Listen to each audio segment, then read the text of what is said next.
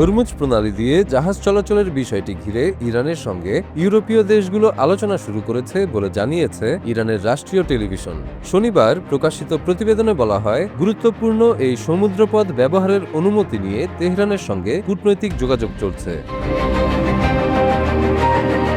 প্রতিবেদনে নির্দিষ্ট কোনো দেশের নাম উল্লেখ করা হয়নি, তবে বলা হয়েছে পূর্ব এশিয়ার দেশগুলো, বিশেষ করে চীন, জাপান ও পাকিস্তানের জাহাজ চলাচল নিয়ে আলোচনার পর এবার ইউরোপীয় দেশগুলো ইরানের ইসলামিক বিপ্লবী গার্ড বাহিনীর নৌবাহিনীর সঙ্গে যোগাযোগ করছে। গত ফেব্রুয়ারির শেষ দিকে যুক্তরাষ্ট্র ও ইসরায়েলের হামলা শুরুর পর হরমুজ প্রণালী দিয়ে জাহাজ চলাচল অনেকটাই সীমিত হয়ে পড়ে বলে প্রতিবেদনে দাবি করা হয়। পরে এপ্রিলের শুরুতে একটি ভঙ্গুর যুদ্ধবিরতি কার্যকর হলেও পরিস্থিতি পুরোপুরি স্বাভাবিক হয়নি। বিশ্ব বাণিজ্যের জন্য অত্যন্ত গুরুত্বপূর্ণ এই জলপথ দিয়ে সাধারণত বিশ্বের মোট তেল ও তরলীকৃত প্রাকৃতিক গ্যাসের প্রায় 1/5 পরিবহন করা হয়। ফলে এই পথকে ঘিরে যে কোনো উত্তেজনা বৈশ্বিক বাজারে বড় প্রভাব ফেলে।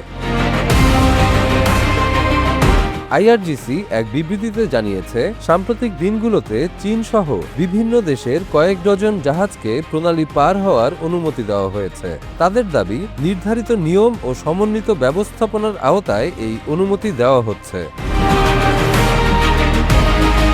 যুদ্ধ পরিস্থিতির পর ইরান বারবার বলে আসছে, এই প্রণালী দিয়ে জাহাজ চলাচল আগের মতো স্বাভাবিক অবস্থায় ফিরে যাবে না। গত মাসে তেহরান জানায়, প্রণালী ব্যবহারের জন্য আরোপিত ফি থেকে তারা প্রথমবার আয় করেছে। ইরানের পার্লামেন্টের জাতীয় নিরাপত্তা কমিশনের প্রধান ইব্রাহিম আজিজি বলেন, প্রণালী ব্যবস্থাপনার জন্য একটি পেশাদার কাঠামো তৈরি করা হয়েছে, যা শিগগিরই প্রকাশ করা হবে। তার মতে, এই ব্যবস্থায় কেবল বাণিজ্যিক জাহাজ ও ইরানের সঙ্গে সহযোগিতাকারী পক্ষগুলোই সুবিধা পাবে। তিনি আরও জানান, বিশেষায়িত সেবার জন্য নির্ধারিত ফি আদায় করা হবে। একই সঙ্গে তিনি যুক্তরাষ্ট্রের কথিত ফ্রিডম প্রজেক্ট এর প্রসঙ্গ টেনে বলেন, ওই উদ্যোগের আওতায় পরিচালিত কার্যক্রমের জন্য এই প্রণালী উন্মুক্ত থাকবে না।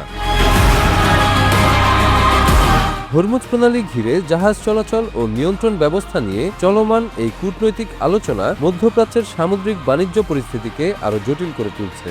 গুরুত্বপূর্ণ এই জলপথে বিভিন্ন দেশের স্বার্থ ও নিরাপত্তা ইস্যু জড়িত থাকায় পরিস্থিতি দ্রুত সমাধানের কোনো স্পষ্ট ইঙ্গিত এখনো মিলছে না।